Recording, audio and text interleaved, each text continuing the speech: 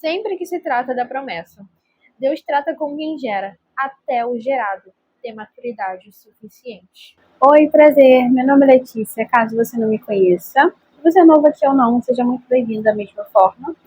E se você é novo, eu recomendo que você entre no canal para assistir os outros vídeos, que você vai ser muito mais edificado. Isso sem dúvidas. E não esquece de compartilhar esse vídeo para que mais pessoas sejam alcançadas e elas vejam esse vídeo também. E é isso. Um tempo atrás, Deus usou essa palavra que eu vou trazer para vocês hoje, que é de Gênesis 21, que é a passagem de Ismael e Agar estão no deserto depois de serem expulsos da casa de Abraão. E Deus usou essa palavra, essa passagem, para falar muito comigo sobre uma coisa da minha vida ali no momento. E recentemente começou a ficar muito mais. Quer dizer, Deus começou a falar muito mais, especificamente sobre essa passagem. E eu sabia que ele queria falar com vocês sobre isso. Queria não, que é. Mas eu não sabia o que era. Então, eu orei e eu fui estudar mais até que Deus me deu o que ele queria falar com vocês. Então, é o que eu vim trazer hoje. Minha Bíblia, a versão é a MVT, se eu não me engano, porque tá apagado aqui, mas é a Note. Então, a versão pode estar um pouco diferente da de vocês, mas é a mesma coisa. Diz assim, Gênesis 21, a partir do versículo 8. Quando Isaac cresceu e estava para ser desmamado, Abrão preparou uma grande festa para comemorar a ocasião. Sara, porém, viu Ismael, filho de Abrão, e da serva egípcia Agar, caçoar de seu filho Isaque, e disse a Abraão: livre-se da escrava e do filho dela. Ele jamais será herdeiro junto com meu filho Isaque. Abraão ficou muito perturbado com isso, pois Ismael era seu filho. Deus, porém, lhe disse: não se perturbe por causa do menino e da serva. Faça tudo o que Sara lhe pedir, pois Isaque é o filho de quem depende a sua descendência. Contudo, também faria uma nação dos descendentes do filho de Agar, pois ele é seu filho. Na manhã seguinte, Abraão se levantou cedo, preparou mantimentos e uma vasilha cheia de água e os pôs sobre os ombros de Agar. Então mandou-a embora com seu filho, e ela andou sem rumo pelo deserto de Berseba. Quando acabou a água, Agar colocou o menino à sombra de um arbusto e foi sentar-se sozinha, uns 100 metros adiante. Não quero ver o menino morrer, disse ela, chorando sem parar. Mas Deus ouviu o choro do menino, e do céu o anjo de Deus chamou Agar. Que foi, Agar? Não tenha medo. Deus ouviu o menino chorar dali onde ele está. Levante-o e anime-o, pois farei dos descendentes dele uma grande nação. Então Deus abriu os olhos de Agar, e ela viu um poço cheio de água. Sem demora, encheu a vasilha de água e deu para o menino beber. Deus estava com o menino enquanto ele crescia no deserto. Ismael se tornou flecheiro e se estabeleceu no deserto de Parã, e sua mãe conseguiu para ele uma esposa egípcia. Bom, agora que nós acabamos de ler a passagem, eu quero deixar para vocês alguns pontos importantes que vão ser essenciais para o entendimento de vocês. Primeiro, Berseba. Diz que Agar e Ismael estavam andando sem rumo pelo deserto de Berseba. Berseba significa lugar de recomeço. No versículo 16, e foi sentar-se sozinho 100 metros adiante. Não quero ver o menino morrer, disse ela, chorando sem parar. Na minha Bíblia diz uns 100 metros adiante, mas na de vocês pode estar a distância de um tiro de flecha. A distância de um tiro de flecha é mais ou menos 100 metros.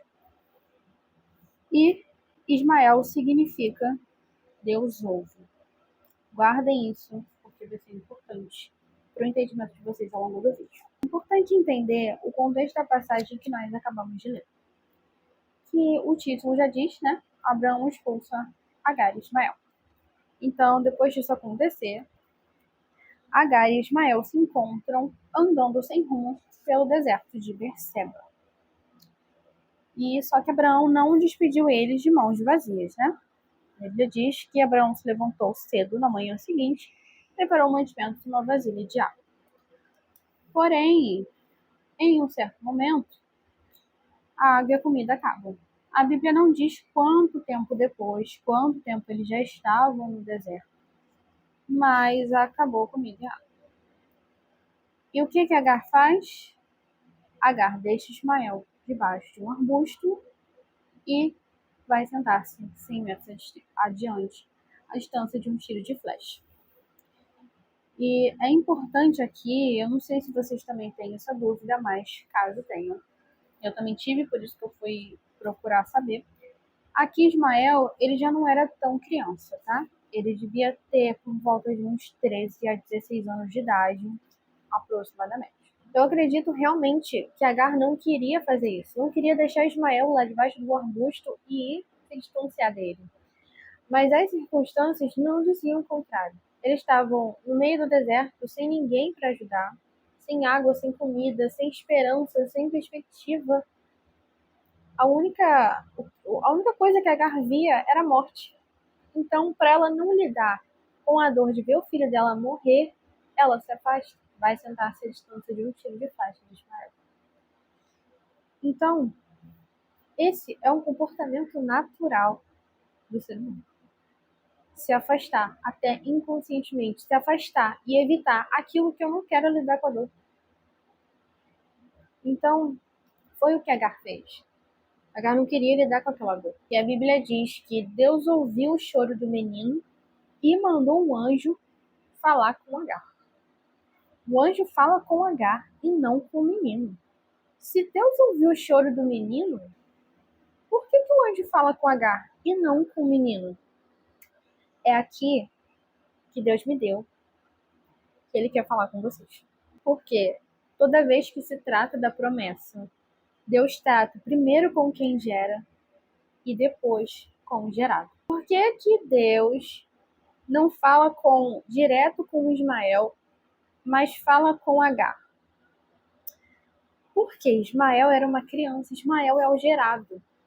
Ismael ainda não tem capacidade para entender, ainda não tem crescimento suficiente para entender.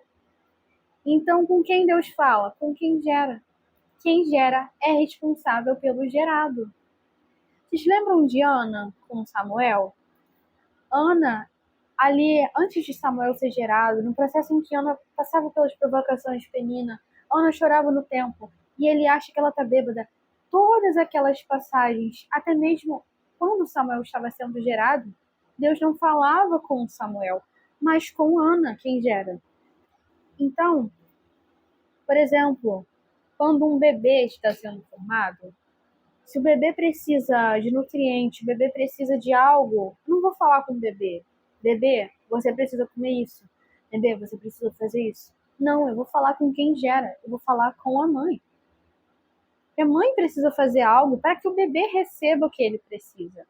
Então, toda vez que se trata da promessa, Deus trata com quem gera e depois como gerado. Então, ainda falando sobre Samuel, 1 Samuel capítulo 3. A partir de um certo momento, quando Samuel já tem maturidade para entender, Deus começa a falar com o próprio Samuel. 1 Samuel 3, a passagem em que Deus chama Samuel 3 vezes. Na primeira, ele vai até Eli, ele acha que é Eli chamando, ele diz, não, meu filho, eu não te chamei, volta a dormir. Na segunda, não, meu filho, eu não te chamei, volta a dormir. Na terceira, Eli entende que é Deus e diz, Samuel, da próxima vez que você ouvir a voz, você diz, fala, Senhor, pois o teu servo escuta. E aí, Samuel, ele não sabia ainda que era Deus, porque ele não tinha ouvido ainda a voz de Deus. Mas ainda precisou de alguém para dizer, para que ele entendesse que era Deus. E a partir desse momento, Deus começou a falar com o gerado. Então, aqui já não era mais Ana, era Samuel. Então, primeiro Deus trata com quem gera, que é responsável pelo gerado. E até um certo momento é com quem gera. A partir do momento em que o gerado já tem crescimento suficiente, já tem maturidade, já tem visão o suficiente, Deus começa a falar com o gerado.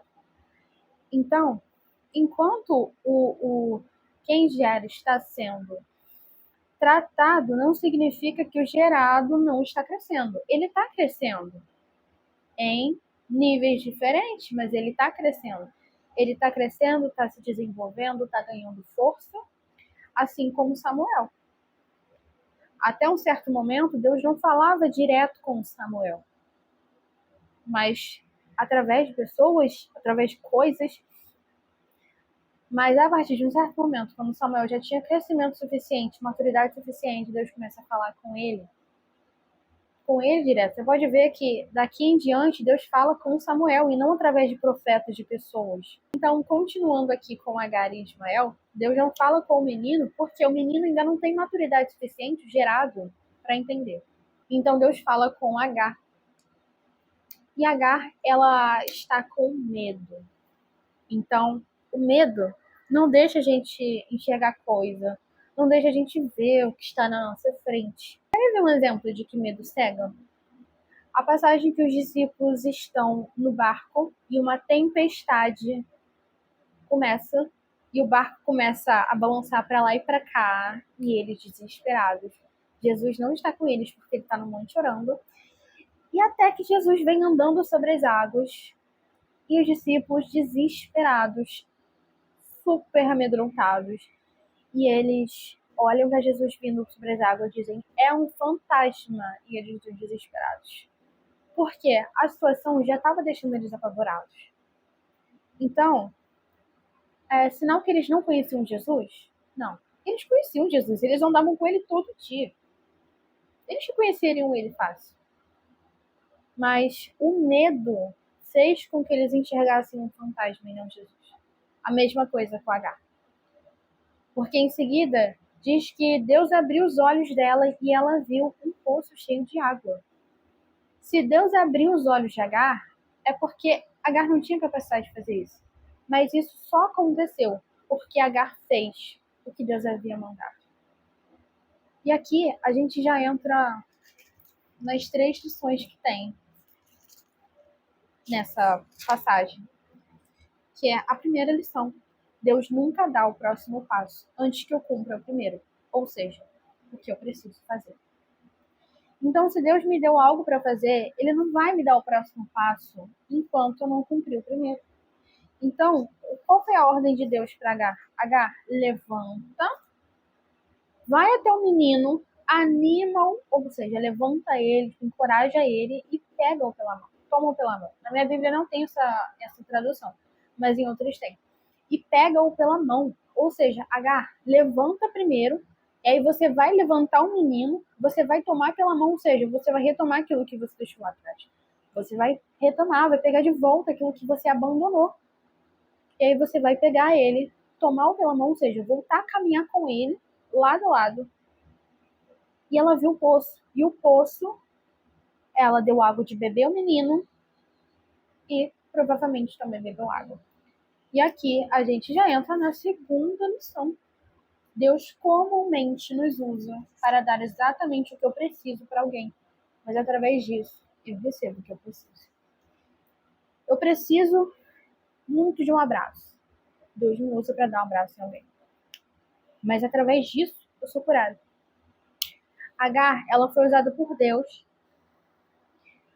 para dar água para o menino, para suprir a necessidade de Ismael. Mas ela também tinha essa necessidade. Mas através disso que ela foi usada, ela teve sua necessidade suprida. Ela teve a provisão. Eles tiveram a provisão que eles precisavam. E o terceiro que eu não falei, quando eu falei sobre medo, mas eu tive um sonho recentemente e essa frase estava no sonho. Se você estiver de olhos fechados, vai acreditar em tudo que te disserem. Se você estiver de olhos fechados, alguém colocar o barulho de uma onça e dizer que tem uma onça, você vai acreditar. Então, os olhos fechados representa exatamente a situação de Agar. Deus abriu os olhos de Agar por quê? Se Deus abriu é porque ela não tinha capacidade para fazer isso. Então, Deus abre os olhos de Agar, tira o medo de Agar, porque Agar deu o passo que precisava. Toda vez que você dá o passo que Deus precisa que você dê, Não é que você vai deixar de ter medo, mas o medo não te paralisa mais. Não dá. Não existe isso de você dar o passo que você precisa que Deus dê e o medo te paralisar.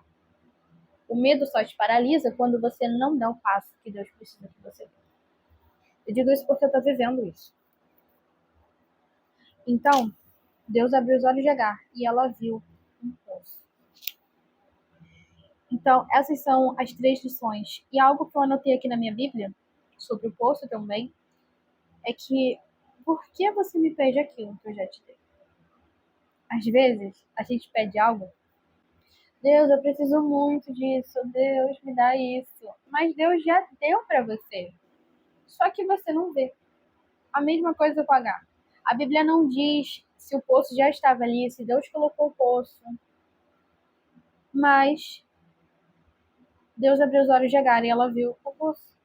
E quando eu estava lendo essa passagem um tempo atrás, Deus me disse exatamente isso. Por que você me pede aquilo que eu já te dei? O poço está na sua frente. Você está com sede, o poço está na sua frente, mas você continua me pedindo o poço? Basta abrir os olhos e ver que o poço está na sua frente. A solução. O poço está na sua frente. Então não precisa você estar passando sede aí, desesperado de sede, porque o poço está na sua frente. Eu levei um tapa quando eu escutei isso. Vocês também vão levar. Eu não vou levar só assim, não. Então, Berseba significa lugar de recomeço em que eles acharam que era o fim, mas não era. E a Bíblia diz que Ismael se tornou flecheiro. Que detalhe interessante, né? Flecheiro, a distância de um tiro de flecha. Porque a flecha, ela chega rápido. Quando um arco, né, um arqueiro, enfim, ele dispara uma flecha, essa flecha chega em segundos no outro lado. Isso representa o quão rápido Deus pode mudar uma situação. Ismael se tornou flecheiro. Do menino que estava no meio do deserto com a sua mãe, sem esperança nenhuma, se tornou flecheiro. Porque Deus tinha uma promessa lá atrás, aqui, na passagem, Deus diz para Abraão, cadê? Faça tudo, no 12, parte 2. Faça tudo o que Sara lhe pedir, pois Isaac é o filho de quem depende a sua descendência. Isaac era o filho da promessa.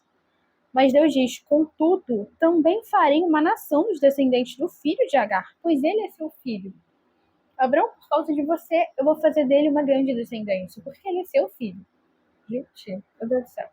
Porque ele é seu filho. Então Deus tinha uma promessa para Ismael, e ele cumpriu. A flecha representa o quão rápido Deus pode mudar uma situação. Ismael se tornou flecheiro.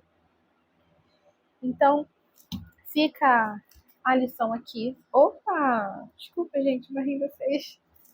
Sempre que se trata da promessa, Deus trata com quem gera, até o gerado ter maturidade suficiente. Um exemplo muito importante para vocês entenderem o que eu estou dizendo é que nós, quando nos tornamos mães, nunca mais voltamos a ser a pessoa que éramos antes da maternidade. Porque a maternidade nos transforma. E é exatamente isso. Quando eu começo a gerar sonhos e promessas de Deus, eu nunca mais vou voltar a ser a mesma que eu era antes. Nós nunca mais voltamos a ser quem éramos antes. Porque Deus nos transforma. Durante o processo de gerar a promessa, Deus nos transforma. É por isso que Deus trata primeiro com quem gera e depois com o gerado. Deus nos transforma para que quando o gerado nasça, esquece a palavra, quem gera já tem experiência e maturidade suficiente para ajudar o gerado, para ajudar, para instruir, para ensinar o gerado. Porque nesse momento, não é mais momento de quem gera, mas é momento do gerado. É momento da promessa. É momento da promessa se cumprir. É momento do gerado ser, sabe? Então, é isso que Deus queria falar com vocês hoje. Deus trata com quem gera, para depois tratar com o gerado.